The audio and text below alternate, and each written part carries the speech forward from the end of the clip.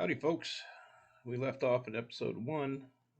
I was still on the rig mat crew, and we decided at that point on my next trip home that we would completely dedicate our lives to the oil field.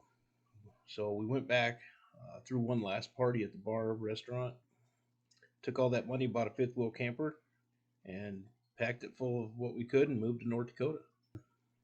The company I was with ended up moving down to Texas and leaving North Dakota.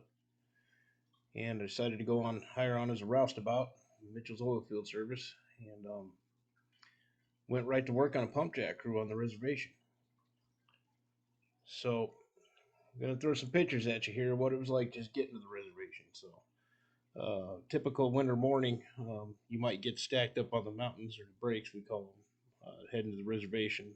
And here's some pictures of the road. And if you got through that, then we'd hit Highway 14, BIA 14. And anybody who was here back in the day remembers what 14 looked like. And here's some pictures of what it was like. And it was like the wild, wild west back then of lease roads. It was pretty crazy. And it wasn't uncommon here in this last picture to pick up a REZ dog on your way in or out. In fact, some days, some guys got back to the shop and had a dog sitting on their trailer. Now I went to work on a pump jack crew and an Ajax crew. Couldn't really find a bunch of pictures on the old Ajax motors and stuff. We still did some rig work. It was the boom back then. It was crazy times. You kind of did a little everything. We were mostly pump jack and tank battery crew on the reservation, and it was still a crazy time. It was 16, 17, 18-hour days, and for a 40-something-year-old guy that worked construction and farm his whole life, it took its toll on me. So here we are. We setting up. That's a setup in the morning. You're only as good as your crane operator. Did a lot of pump jack sets. We did the old-fashioned way with sledgehammer and hammer wrench. I could have done without that.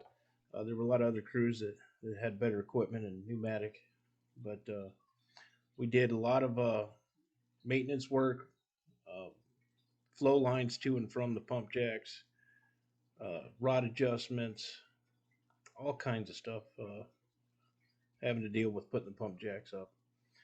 And here's a picture that you probably won't ever see in today's new oil field, but you'd never get away with riding the rods up to take the bridle off like this. So towards the end of 2012, I believe, roughly around there, we were doing more and more tank battery sets, and I feel like we had a really good, really strong crew.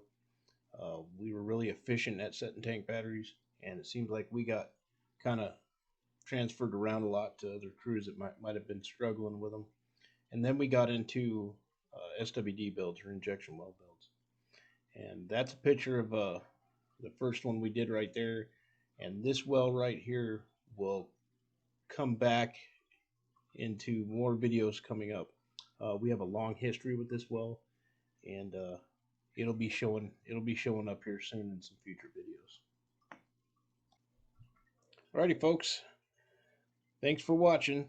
Hopefully I'm getting a little bit better at doing this for you. We should be back next week with episode 3. Y'all stay safe, take care, and be blessed. We'll see you soon.